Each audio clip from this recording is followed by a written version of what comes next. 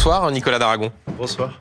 Merci d'être avec nous ce soir, ministre délégué à la sécurité du quotidien, maire Les Républicains de Valence. Vous êtes donc adjoint de Bruno Retailleau, qui lui est le ministre de l'Intérieur. Et bonsoir Robert Ménard. Bonsoir. Comme chaque dimanche, maire de Béziers. On a donc deux maires face à face, puisque vous êtes une sorte de cumulard, Nicolas Daragon. C'est-à-dire que maintenant vous avez l'autorisation d'être membre du gouvernement et maire de Valence.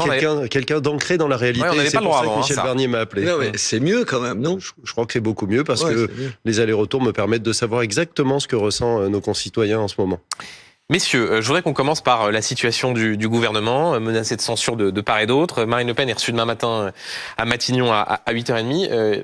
Il y aura encore un gouvernement à Noël, Robert Ménard, ou pas ? C'est mal barré, là, honnêtement. Enfin, je sais pas, j'espère ne pas le mettre au chômage tout de suite. Notre ministre en face de moi, oui, bien sûr que c'est compliqué. Mais chacun y va avec ses propres revendications. Alors, Michel Barnier, il cède petit à petit à chacun, puisque chacun a un certain nombre de demandes, et finalement, les combien, je sais pas, 60 milliards qu'il fallait trouver, on les trouvera jamais. Ou il fait preuve, il dit, d'autorité, il dit, allez vous faire voir, ça se passera pas comme ça. Et évidemment, elle n'attend qu'une chose, Marine Le Pen, c'est censurer le gouvernement.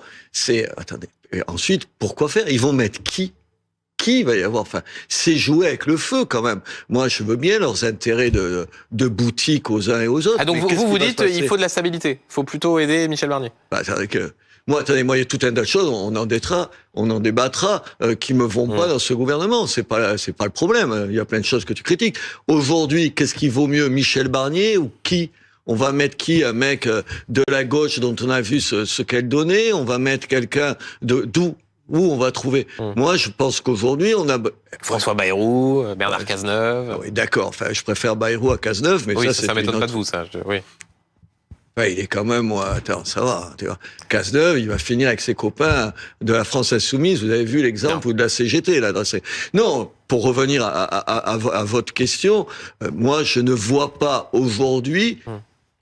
pas pour les partis ils ont sûrement des intérêts différents, mais pour ce pays, qu'est-ce qu'on peut trouver de mieux que le Premier ministre actuel, même si on l'aime pas surtout, même si on trouve qu'il est pas assez pugnace, voilà, mais qu'est-ce qu'il y a de mieux que ça? Il faut m'expliquer. Vous serez encore ministre en janvier, Nicolas Daragon? Je sais pas, en tout cas, j'ai pas interrompu le travail, on continue. On avait le Beauvau des polices municipales la semaine dernière pour travailler avec toutes les communes de France. On a le Beauvau de la sécurité civile parce qu'il faut s'occuper d'assurer la sécurité de nos concitoyens quand ils sont blessés dans un accident ou qu'il y a un feu. Donc ça veut dire qu'on va pas arrêter de travailler. La question que je me pose quand on évoque ça, c'est... on a Jean-Luc Mélenchon qui nous annonce la date, on a Marine Le Pen qui nous annonce le process, on a l'impression que l'un est le porte-parole de l'autre, le Rassemblement national et la France insoumise la main dans la main pour foncer dans le mur. Parce que la vraie question, c'est quand on est responsable, on s'engage pour un projet, on s'engage pour quelque chose. Que va-t-il se passer après? S'il y a une censure, moi je voudrais juste rappeler que par exemple, on a en ce moment des députés du Rassemblement national qui vont sur les barrages des agriculteurs. Donc vous savez qu'on va procéder par 12e du budget qui a été voté. Ça veut dire qu'on dépensera un 12e en janvier. Par exemple, la taxe sur les carburants qui pèse sur les agriculteurs, celle-là, elle va être maintenue. Elle pourra pas être enlevée. La loi sur l'immigration, on va pas rentrer dedans. Le narcotrafic, on va pas rentrer dedans, la modification des polices municipales. Monsieur le ministre, est-ce qu'il y a quand même pas des mesures que vous pouvez prendre tout de suite? Moi, quand j'avais écouté, quand vous êtes arrivé au gouvernement, il disait, vous vous rappelez, il y a un certain nombre d'arrêtés, de décrets qu'on peut prendre. Comme vous savez, quand même, vous êtes en sursis. Honnêtement, ça va pas durer 10 ans, cette histoire. Comme ça va pas durer 10 ans, peut-être... Il est pas très optimiste, hein. Mais... Non, je comprends le maire de Béziers qui a une police municipale ultra puissante, mais... Le maire de Béziers, il se demande si le ministre chargé de sa police municipale, il pourrait pas prendre aujourd'hui je sais pas, c'est la question que je vous pose, un certain nombre d'arrêtés pour nous donner un peu plus de pouvoir, pour pouvoir flinguer, au sens métaphorique bien sûr, un certain nombre de dealers dans les rues qui font chier, pas moi seulement. Au sens métaphorique. Mais bien sûr, oui. enfin, ça va, on peut s'en débarrasser d'un certain nombre. Vous venez avec moi, et vous traversez une rue où tu tombes sur le dealer, tu repasses une heure après, tu retombes sur le même. Moi, j'habite au-dessus de ça, je n'en peux plus. Enfin, on est maires tous les deux. C'est exactement ça. Moi, ce qui m'importe, vous voyez, plutôt que les discussions de stratégie que j'entends de ci, de là, c'est comment on nous donne les moyens pour que la police municipale puisse faire en sorte que ces types-là, on s'en débarrasse. C'est aussi con que ça, aussi simple que ça. Et je vous garantis que c'est ce qu'on attend. Le reste, attends, ça va. Hein. On travaille avec les maires. C'est le sujet, c'est qu'on peut pas décider sans les maires qui pilotent leur police municipale. Ça veut dire que là, on a lancé une concertation. On va pas confondre vitesse et précipitation. J'allais dire que mais on parlera, messieurs, on parlera de la question des polices municipales. Mais juste avant, sur la situation de la censure. On entend Édouard Philippe dire crise financière si le gouvernement tombe. Maud Bréjon dire scénario à la grecque. Bien sûr. Je pense à ceux qui nous regardent et qui se disent mais attendez, qui a décidé de la dissolution ? Qui a décidé de prendre le risque de cette instabilité qui effectivement peut aboutir à ce que les taux d'intérêt augmentent, il y ait un dérapage financier ? C'est Emmanuel Macron, non ? Oui, on est d'ailleurs le seul pays en Europe qui a tiré de telles conclusions des élections européennes. Mais d'un autre côté, bon, les choses sont faites. Ça veut dire que commenter le passé va pas nous faire avancer. Moi, ce que je remarque aujourd'hui, c'est qu'on a 4 partis politiques, celui de Laurent Wauquiez, de Marc Fesneau, de Laurent Marcangeli, celui de Gabriel Attal, qui ont décidé de prendre leurs responsabilités, de dire voilà, on s'engage sur la base d'un travail en commun qu'on peut porter jusqu'à son terme. Maintenant, si on n'a pas aujourd'hui de majorité relative pour aller jusqu'au bout, on va pas non plus prendre les choses à la hussarde et signer des décrets et partir en courant. Donc on va continuer de travailler. Nous, aujourd'hui, on continue de travailler. Vous êtes sympa, mais enfin quand même, tu peux pas comme ça d'un truc de magique. Là, tu sais comment ça s'appelait les petits quand on était l'ardoise magique. T'effaces, tu parles plus. Il y avait des ardeuses magiques quand vous étiez. Parce que je pourrais être votre père. Il y avait télécran. Donc arrêtez de faire le mariole sur ce registre-là. Il va nous rappeler... donc, l'ardoise magique. Non, mais honnêtement, moi je comprends que vous disiez ça, vous êtes ministre, moi je ne le suis pas, donc notre liberté de parole n'est pas tout à fait la même. Mais enfin, quand même, Macron, il nous a foutu dans un sacré merdier, quand même. Je veux dire, il faut pas rigoler. 1000 milliards de plus de dettes, il y a eu des problèmes. Enfin, attendez, moi je rappelle comment votre parti lui tapait dessus il y a encore pas si longtemps que ça. Alors maintenant, ça, on se dit... Quoi, c'est pas vrai? Oui, ça c'est vrai. Voilà. Donc, on se dit ça. On se dit ensemble que il faut travailler ensemble. C'est l'intérêt de la France. On va pas laisser les choses aller à volo. On oublie, mais enfin, quand même, tu peux pas faire comme si la politique qui avait été menée, ça n'a pas été une catastrophe. C'est pas né comme ça. Et en plus, politiquement, quand même. Là, vous tapez tous, et vous avez raison, vous, parce que c'est pas vous qui en êtes responsable, sur la gauche. Mais enfin, il y a combien, recitez-moi les noms des partis que vous avez cités, il y en a combien qui ont dit quand même qu'ils préféraient voter pour les copains de Mélenchon plutôt que le Rassemblement national? Ça s'adresse pas à vous, vous avez compris. Moi, j'ai pas donné de consigne de vote, considérant que mes concitoyens étaient assez grands pour décider, et que l'alliance avec LFI, pour moi, était un gros problème. D'ailleurs, on en voit les émergences encore aujourd'hui. C'est catastrophique. Eux, ça les a pas tracassés. Et on va en parler dans un instant, mais ce qui est intéressant dans ce que dit Robert Ménard, c'est notamment sur la situation budgétaire et la singularité du moment. Vous appartenez à un parti, les Républicains, dont le Premier ministre, Michel Barnier, défend un budget qui augmente les impôts, qui augmente les cotisations des entreprises. J'avais pas le souvenir d'avoir entendu ça à droite. D'abord, le budget est encore en débat au Sénat, et vous avez vu qu'il y a un certain nombre d'évolutions qui sont proposées, et moi je suis impatient de les voir. Mais il n'y a pas d'argent magique. Je crois qu'il y en a eu pendant trop longtemps. On nous a expliqué que pendant la crise Covid, on pouvait arroser toute la France, que on pouvait enlever la taxe d'habitation, qu'on pouvait enlever la taxe sur l'audiovisuel, qu'on pouvait tout enlever, et que l'argent allait continuer de rentrer, ce qui n'est pas le cas. Donc aujourd'hui, le sujet, c'est d'essayer de rééquilibrer le budget, ou en tout cas de ramener un déficit qui soit raisonnable. Et autant dire que quand Michel Barnier a pris ses fonctions, il a eu 15 jours pour proposer un budget, et nous, on en débat depuis 1 mois et demi. Maintenant, on attend des propositions constructives, mais évidemment que si on pouvait éviter des évolutions de fiscalité, mais on l'aurait fait. On ne rêve que de ça. Mais prenons la situation telle qu'elle est. Monsieur Daragon, vous avez raison là-dessus. C'est pas facile de faire un budget, tout ça. Mais enfin, moi, j'ai quand même souvenir d'un certain nombre de gens, y compris des LR, je parle pas de vous, des LR, qui, quand Macron, c'était on va donner à tout le monde, il fallait donner encore plus. Chaque fois, tu avais une catégorie. Parce que ça, c'est le mal français.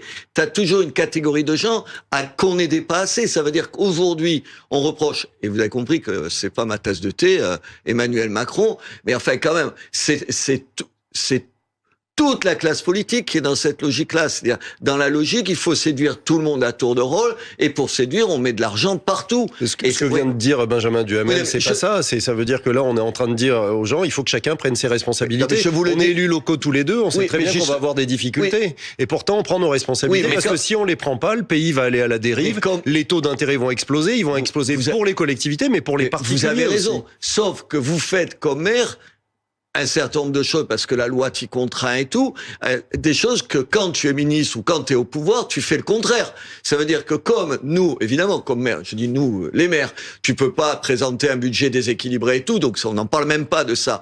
On a raison de dire que les maires, c'est pas les premières il faut faire quelques économies quand même de temps en temps, mais enfin, c'est autre chose. Mais en même temps, une fois au pouvoir, les mêmes qui disent ça quand ils sont dans l'opposition, ils font la même chose. Il y a une maladie française il faut toujours séduire un certain nombre de gens. Ça s'appelle de l'électoralisme. Et c'est vrai, pour rebondir sur ce que disait Robert Ménard, que j'ai le souvenir d'Éric Ciotti ou des Républicains, Éric Ciotti avant qu'il fasse sécession avec votre famille politique, défendait par exemple l'idée d'aller encore plus loin dans le soutien aux automobilistes sur la question de l'essence, considérait qu'il fallait aller moins vite sur la façon dont le quoi qu'il en coûte ou le bouclier tarifaire était débranché. Donc ça, c'était bien des dépenses en plus. Mais quand on le sait comme maire, quand tu es dans l'opposition, tu peux dire absolument n'importe quoi. C'est quand même, enfin, on a appris ça. Pas tout à fait. On essaie d'endosser nos responsabilités parce qu'on sait votre opposition, elle dit pas n'importe quoi. Je sais pas à Valence. Moi, je sais ce qu'elle dit chez moi. Un peu, mais comme j'ai été dans l'opposition, j'ai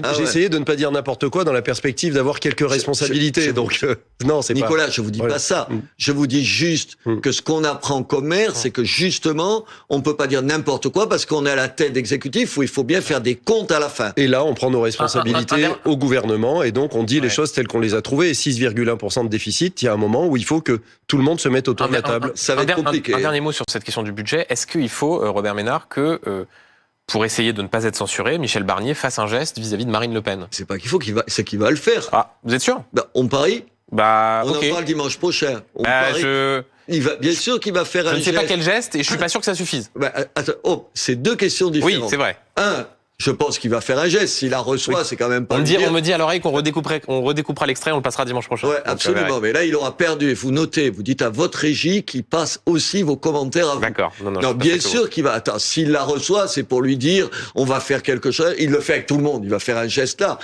La deuxième question, est-ce que ce sera suffisant? C'est autre chose. Est-ce qu'aujourd'hui, le Rassemblement national, au fond, leur truc secret dans leur cerveau, c'est pas de se dire, vous avez vu les sondages, une large minorité de nos propres électeurs qui veulent qu'on censure. Marine Le Pen, elle est pas suicidaire. Elle va quand même brosser dans le bon sens ses propres électeurs. C'est deux questions, mais on en parle dimanche prochain. On en parle dimanche prochain. Il faut faire un geste vis-à-vis du Rassemblement national. J'ai pas dit qu'il fallait le faire. Que vous pronostiquiez le fait qu'ils allaient le faire. Il faut écouter le groupe parlementaire du Rassemblement national comme on écoute tous les autres groupes parlementaires. Ils ont peut-être des propositions qui sont valables et qui peuvent aider à construire un budget plus responsable. Ça s'appelle pas forcément une concession, ça s'appelle co-construire un budget parce qu'on a dit que de toute façon le Parlement devait débattre et donc il a débattu. On va voir s'il y a des mesures qui sont acceptables ou pas. Messieurs, je voudrais qu'on parle de la polémique du jour. Elle concerne la proposition de loi déposée par la France Insoumise qui veut abroger le délit d'apologie du terrorisme, considérant que la loi de 1881 suffit. Bronca, à droite, au sein du bloc central, mais aussi à gauche, au sein du nouveau Front Populaire. Olivier Faure, par exemple, le premier secrétaire du Parti Socialiste, s'y est dit opposé. Ça vous choque, Robert Ménard? Moi, je pose la question, je connais déjà à peu près la réponse, mais... ça vous choque pas, vous? Moi, je pose les questions. D'accord, enfin, vous pensez trois trucs de certain nombre de choses. Ça peut m'arriver, mais je laisse à mes invités le soin de dire ce qu'ils en pensent. C'est une saloperie. D'abord, c'est protéger ses propres copains, quand même. C'est d'abord fait pour ça. Parce que tout à l'heure, vous avez bien fait, quand même. Comment? Non, je parle de la responsable de la CGT, parce que c'est un de leurs exemples. Quand même, ce responsable CGT du nord de la France, on va le poursuivre. Mais moi, je répète ce que vous avez dit tout à l'heure. Quand même, ce type-là, il a pas dit c'est pas bien à Gaza ce qu'elle essaye de faire croire. Il a pas dit c'est pas bien les bombardements à Gaza, parce que je pense qu'aucun d'entre nous, on est trois ici, trouve pas dramatique les bombardements à Gaza. Non, il a pas dit ça. Il a dit qu'ils reçoivent aujourd'hui, le 7 octobre, les Israéliens reçoivent les réponses qu'elles ont provoquées leur politique. C'est-à-dire, ça veut dire, en français, c'est bien fait pour leur gueule. Et ce type-là, on va rien lui dire. Et on va accepter ça. Mais enfin, attendez, c'est les mêmes qui, quand Jean-Marie Le Pen... Moi, j'ai jamais voté pour Jean-Marie Le Pen et je condamne ce qu'il a toujours dit. Il parlait du détail, du rafour crématoire et tout ça. S'offusquer, il faudrait le faire taire, le mettre en prison. Ils font la même chose. C'est leur point de détail à eux. C'est leur point de détail à eux. Ils te donnent, ces gens-là, envie de vomir. Et on parle de la gauche, là. C'est ça le vrai problème. Eux, des salopards qui détestent les juifs. C'est exactement ça. C'est exactement ça. Ils le font par électoralisme, et au-delà de ça, pour un certain nombre d'entre eux, parce qu'ils détestent pas Israël, pas Netanyahou, les Juifs. Ça, c'est la première chose. Mais le problème, eux s'en défendent, Robert Ménard. Et eux disent qu'il y a un sujet de quel sujet liberté d'expression et de façon dont Nicolas Daragon, cette loi est utilisée. Quand le Rassemblement national ou des gens du Front national avant tenaient un certain nombre de propos racistes et tout, ils nous disaient pas que c'était la liberté d'expression. Je les ai jamais entendus dire ça. Nicolas Daragon, sur cette proposition de loi ? Elle est indigne. C'est une insulte qui est faite aux familles des victimes qu'on a connues en France, quand même, du terrorisme. Et puis, c'est toujours la même stratégie.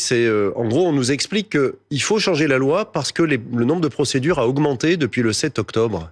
Mais c'est parce que les faits ont augmenté. C'est les faits qui ont augmenté. Et ils ont augmenté pourquoi ? En effet, parce que LFI fait de la provocation en permanence, confondant antisionisme et antisémitisme et construisant un discours qui devient extrêmement dangereux pour les Juifs de France. Je voudrais juste qu'on écoute Robert Ménard, Nicolas Daragon, la façon dont Mathilde Panot s'est défendue sur ce sujet. C'était au micro de Néla Latrousse dans BFM Politique. Écoutez.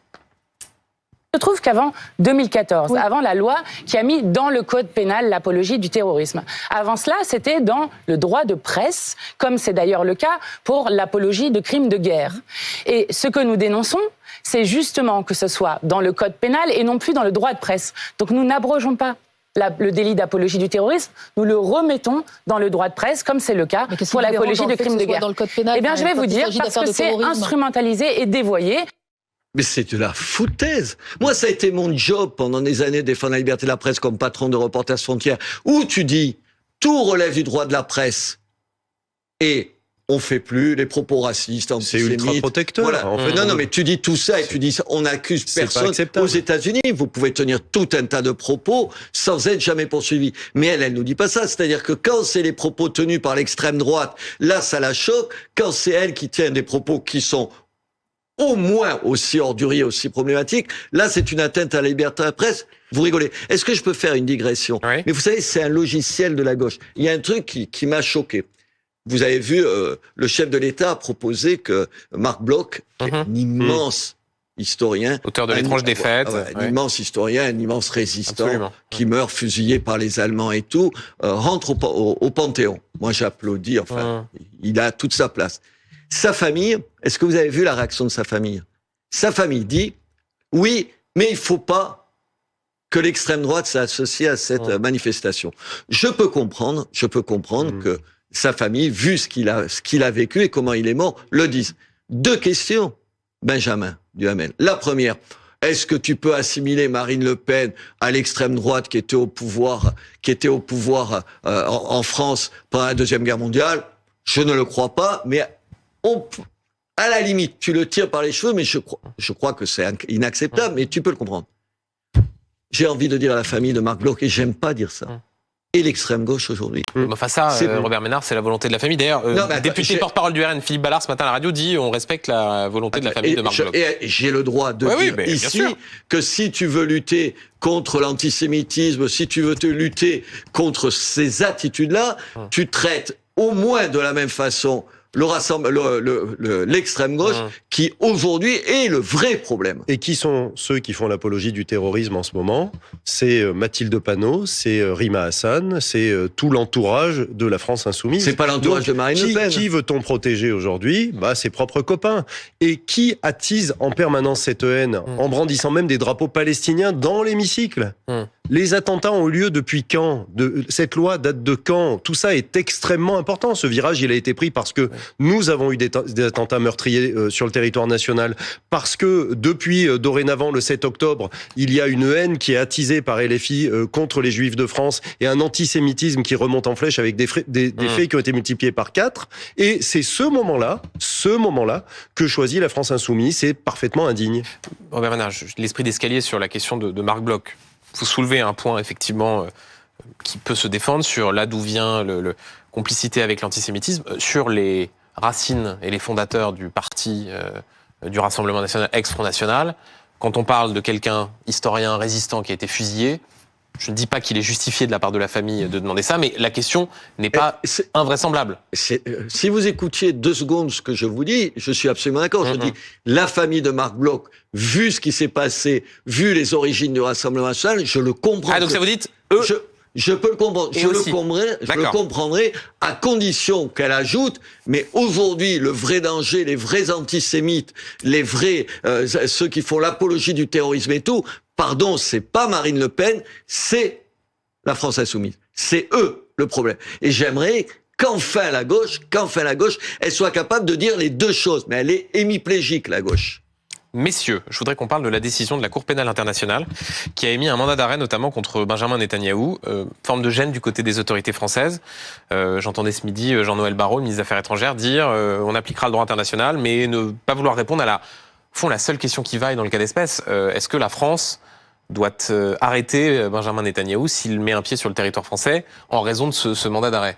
Vous êtes dans une position singulière, vous êtes ministre délégué chargé de la sécurité du quotidien, c'est pas exactement vos sujets, mais il s'avère que vous êtes membre d'un collectif gouvernemental, d'une famille politique qui d'ailleurs, je ne vais pas dire a soutenu Benjamin Netanyahou, mais n'a pas fait partie des voix politiques les plus sévères à l'égard du Premier ministre israélien. Est-ce que la France doit appliquer ce mandat d'arrêt et donc décider d'interpeller, d'arrêter le Premier ministre israélien s'il arrive sur le territoire français? Vous l'avez justement rappelé, moi je suis membre d'un gouvernement qui respecte le droit international, la Cour pénale internationale et ses décisions qui sont indépendantes, et peut-être qu'on parlera d'autres décisions de la justice en France qui doit passer, quels que soient les auteurs qui sont ciblés, et une justice qui doit être justement juste.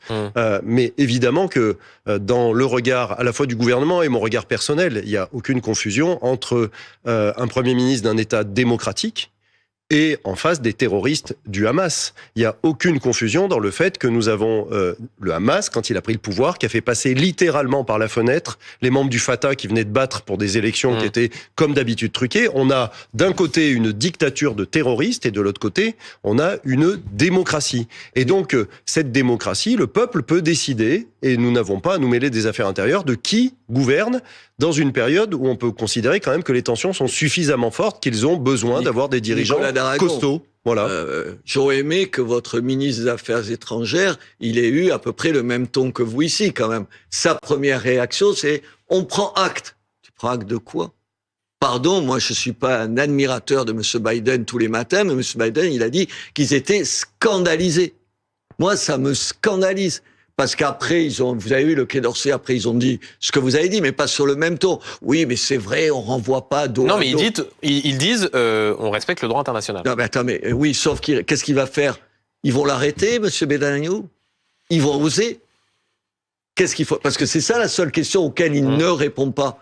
Les Italiens, allant jusqu'au bout de l'infamie, disent s'il vient, on l'arrêtera. Mais enfin, vous voyez, sérieusement, Nicolas, vous voyez envoyer la police arrêter le Premier ministre israélien?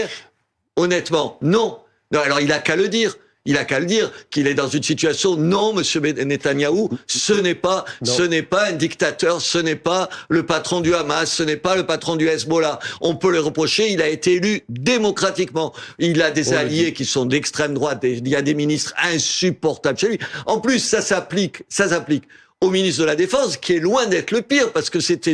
Qui a été poussé à la démission. Et qui tenait un discours bien plus raisonnable que M. Netanyahou. Ça veut dire que le ministre de la Défense, il viendrait à Paris, on l'arrêterait, et vous iriez avec la police, vous c'est la police municipale, avec la police nationale, dans un fourgon, vous l'amenez jusqu'à La Haye, au tribunal. Enfin, vous voyez faire ça? Bien sûr que non, il faut le dire. En plus, moi, vous répondez à sa place? Non, mais je n'imagine pas une seconde que quelqu'un de raisonnable puisse le penser. J'étais ce matin à la synagogue, parce qu'ils refont la synagogue chez moi, ils étaient outrés, ils comprennent pas qu'on tape pas du poing sur la table. Oui. La Cour pénale internationale, elle a été instrumentalisée depuis qu'elle existe. Oui, mais alors Robert Ménard, je vous donne la parole dans un instant, Nicolas Daragon. Est-ce qu'on peut... Je rappelle que la France a signé le traité de Rome, qui consacre la Cour pénale internationale.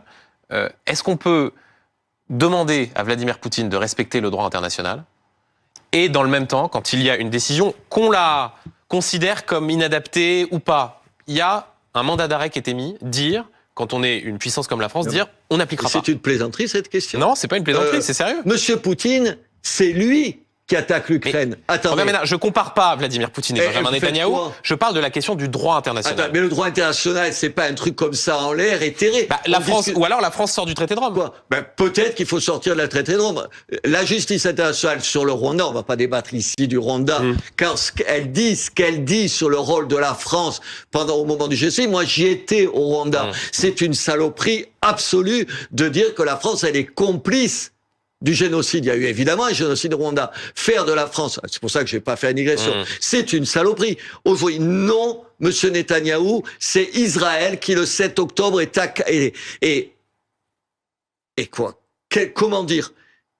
pris à la gorge par des terroristes qui s'attaquent à des gens sans armes, qui souvent, dans cette partie-là, étaient les plus soutenus, les plus proches des Palestiniens. Ça n'a rien à voir avec M. Poutine. Renvoyer dos à dos tout le temps, je trouve ça une infamie et une lâcheté. Et je trouve que la France, sur ça, il faudrait qu'elle se pose la question, oui, au fond, c'est vous qui avez raison, est-ce qu'on a encore des raisons d'être partie prenante du traité qui met en place la coopération internationale? Après, on peut tirer des expériences de ce qui s'est passé.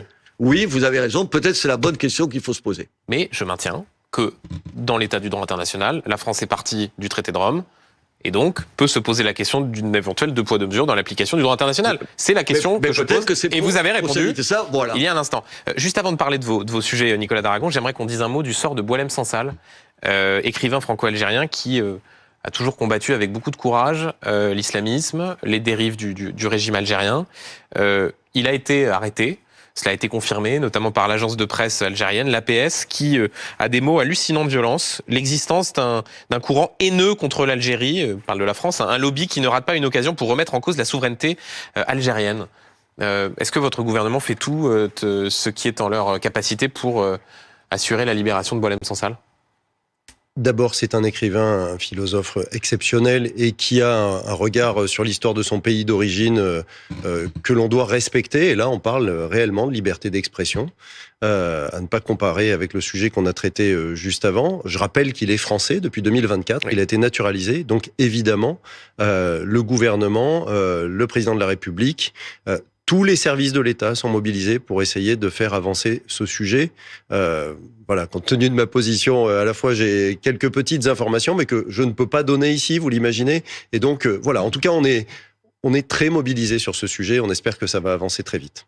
Non, je doute pas un instant que le gouvernement, en plus c'est vrai qu'il est franco-algérien maintenant, je les ai vus, moi, pendant toute ma vie à Reporters sans frontières, le boulot que la diplomatie française fait pour défendre ses citoyens, mais aussi ceux dont elle pense qu'ils ont besoin d'être défendus pour jamais aller dire ils doivent pas faire leur boulot. Mais quand même, il faut rappeler aux gens, parce que je suis pas sûr que les gens lisent Boualem Sansal, c'est un type d'un courage. Vous vous rendez compte? Parce que lui, il s'est pas contenté de dénoncer les islamistes en Algérie et le pouvoir militaire, une dictature qui est en Algérie depuis 1962. Pourquoi je dis ça? Il s'est pas contenté de le faire. Parce qu'il le faisait pas à Paris. Il le faisait là-bas. Il a toujours refusé de quitter l'Algérie. Oui, mais attendez, vous imaginez le courage qu'il faut avoir pour tenir ce discours-là dans un pays qui a alors tout sauf une démocratie. Évidemment, comme tout, moi je l'ai reçu à Béziers il y a un an, je pense à lui, à sa femme, je crois qu'il a une fille ou un garçon, je pense à eux et le souci qu'ils doivent se faire, parce que c'est un régime d'une opacité terrible, et il a touché à tout ce qui leur fait mal. C'est-à-dire, il s'est pas contenté, parce qu'en Algérie, tu peux dénoncer les islamistes face aux militaires, tant que tu dis rien sur les militaires, ils aiment que tu tapes sur les islamistes. Mais taper sur les deux en même temps, dénoncer la corruption, dire...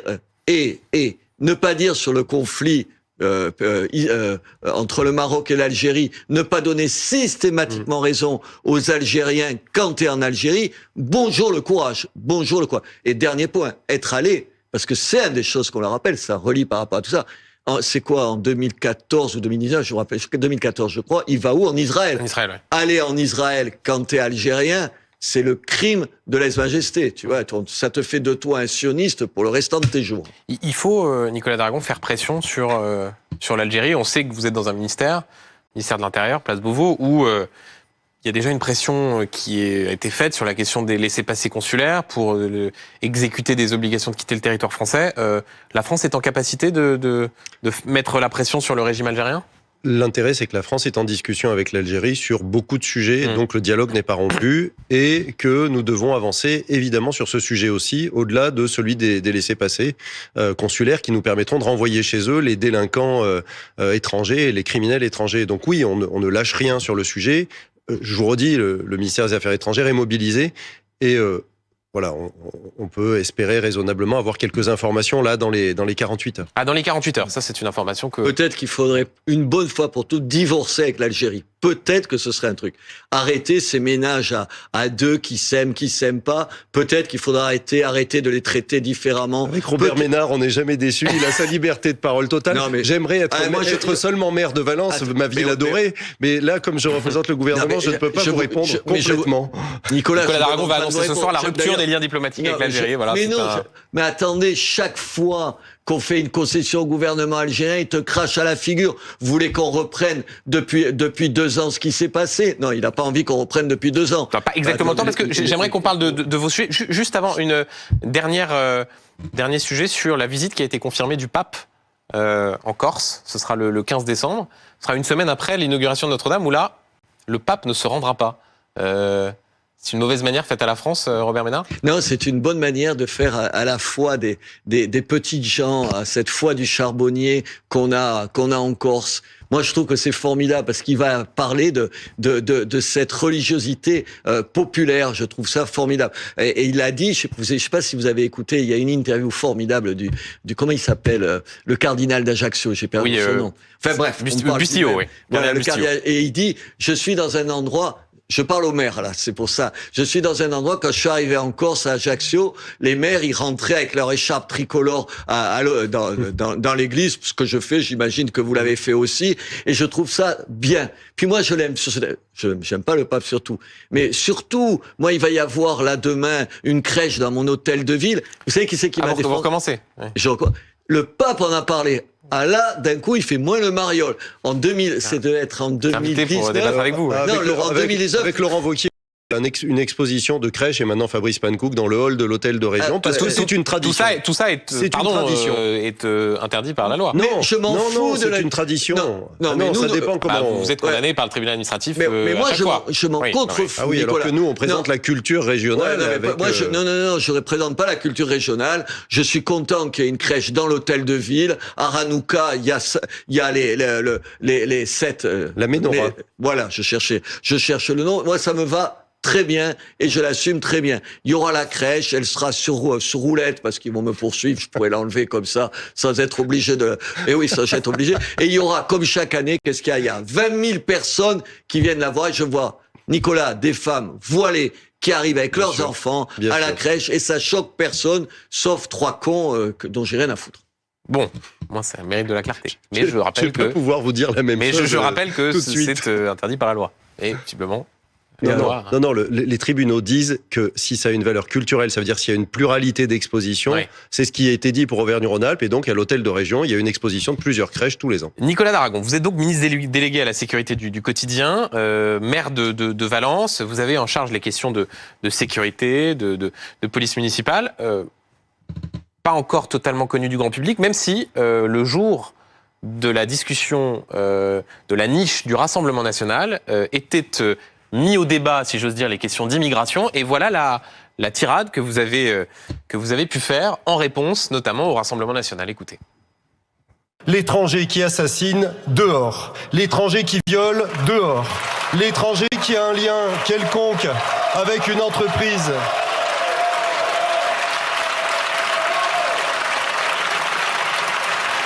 L'étranger qui a un lien quelconque avec une entreprise terroriste, dehors. L'étranger islamiste, dehors. L'étranger voleur, harceleur, agresseur, Voilà, sous les applaudissements des députés du Rassemblement national, vous êtes un ministre de droite qui parle comme le RN. Je sens que ma question va énerver Robert Ménard, mais je la pose à Nicolas Daragon et vous pourrez répondre ensuite. Parce que vous pensez que les gens de gauche... pense pas la même chose? Ça veut dire qu'un étranger criminel, violeur ou islamiste, il doit rester? Enfin, vous pensez que parce qu'on est de gauche ou de droite... C'est la façon de dire, de faire cet anaphore, étranger dehors... Mais parce que c'est... Non, un étranger délinquant, un étranger criminel... Avec dehors, une caractérisation, les étrangers ouais. qui sont parfaitement intégrés, qui apportent à la France, qui travaillent, qui contribuent aux comptes sociaux, pas de problème. Mais l'étranger qui tue, qui viole, qui est islamiste, qui prône l'islam politique dans notre pays, mais bien sûr qu'il doit quitter le territoire national, mais ça pose de questions à qui en vérité? Et je rappelle que cette proposition de loi déposée par le RN, c'est le RN qui l'a retirée. Ils disent que je me suis prononcé contre. Oui, bien sûr, parce que dans cette proposition, qui était inconstitutionnelle, inconventionnelle, il fallait encourir 3 ans pour pouvoir être expulsé. Et donc, je leur ai rappelé que la polygamie, c'est 1 an. Et donc, le polygame, il peut rester en France. Donc, oui, je confirme, l'étranger, délinquant, criminel, polygame, dehors. Mais moi, c'est terrible, même la façon dont vous avez de poser la question. Non, mais c'est vrai que ça m'agace, parce que on se contrefout.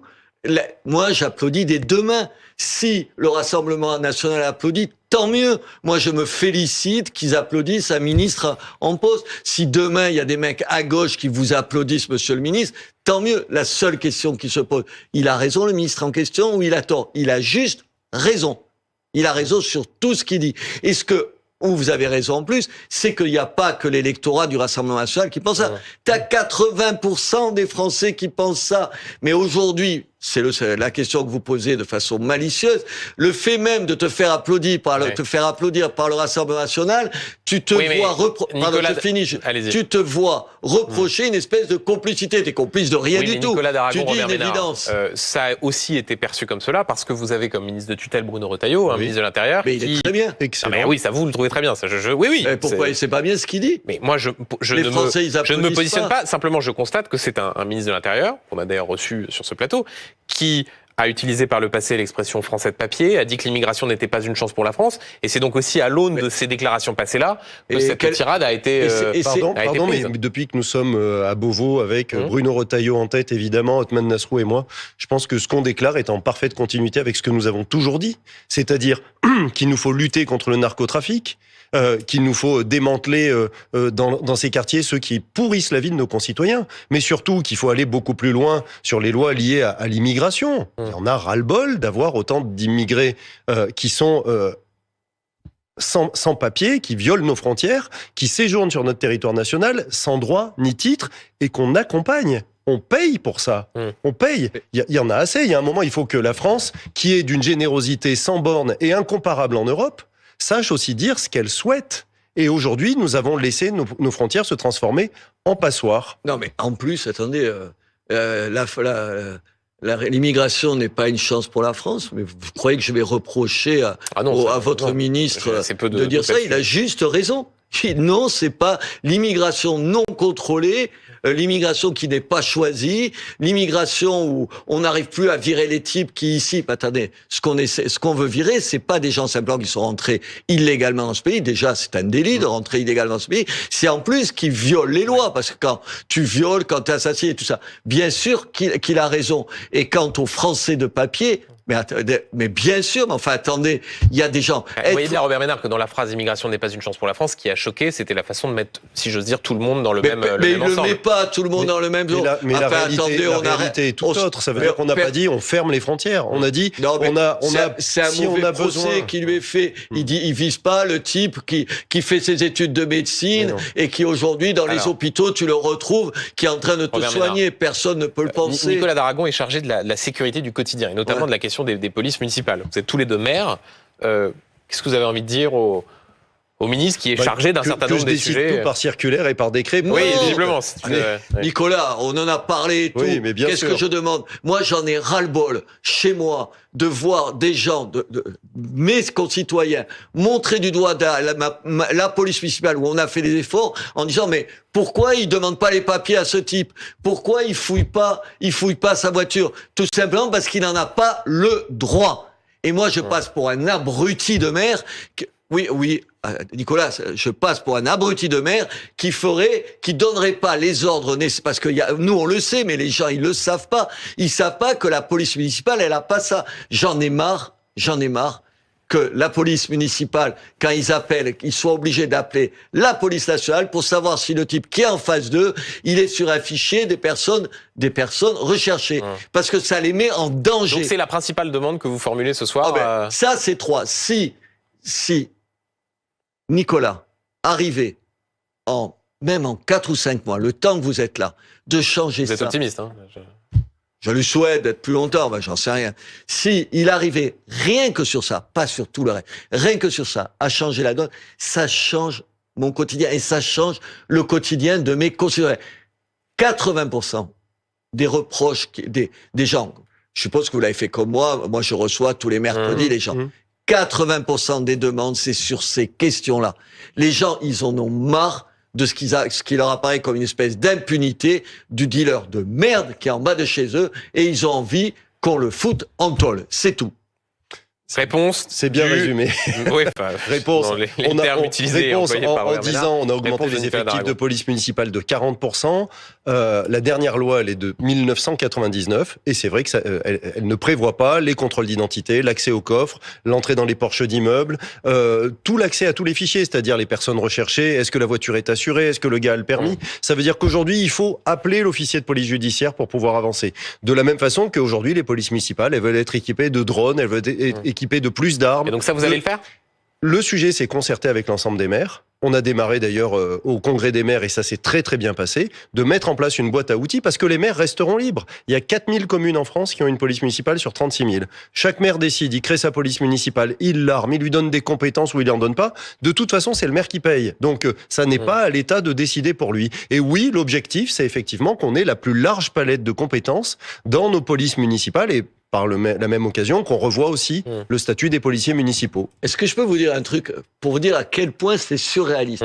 Donc, le ministre vient de le dire, la police municipale ne peut pas utiliser des drones. Oui. Ce qui est folie. Les délinquants, oui. J'ajoute, la police nationale peut utiliser des drones. Mais ce que vous ne savez sûrement pas, Benjamin, donc peut-être je retire, vous devez savoir sûrement, vous savez qu'on est obligé avant de préciser publiquement, vous avez entendu, publiquement, où et quand la police nationale va utiliser des drones.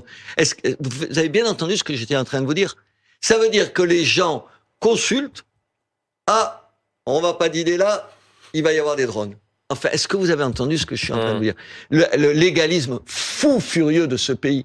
Vous prévenez les gens que vous allez mettre dans tel ou tel quartier, que vous allez faire survoler dans tel ou tel quartier par des drones. Quand Bruno Retailleau parlait de l'état de droit, il parlait surtout de l'état du droit qui en réalité apporte des protections, des protections aux auteurs. C'était l'élément de langage. Dans notre pays, on a l'impression qu'on protège plus les auteurs que les victimes. Et qu'on protège plus aussi les auteurs que nos forces de sécurité intérieure qui ont besoin d'être plus équipés, mieux équipés et qui ont besoin d'avoir plus de liberté d'action. Et donc, évidemment que ce Beauvau des polices municipales, il a vocation à aboutir à ça. Il faut qu'on voit plus de policiers dans les rues. Les gens, ils ont besoin de ça, qu'il y ait plus de caméras. Moi, j'ai eu la même stratégie. On est passé de 32 à 75 policiers municipaux à Valence. C'est juste. En tout cas, Robert Ménard, il y a un maire d'une ville de population à peu près équivalente qui devient ministre délégué, donc ça laisse peut-être la possibilité pour des ambitions futures. Et puis il reste maire. Il reste maire, donc en plus... Non mais ça c'est un putsch qu'il a réussi quand même. Non, c'est pas un putsch.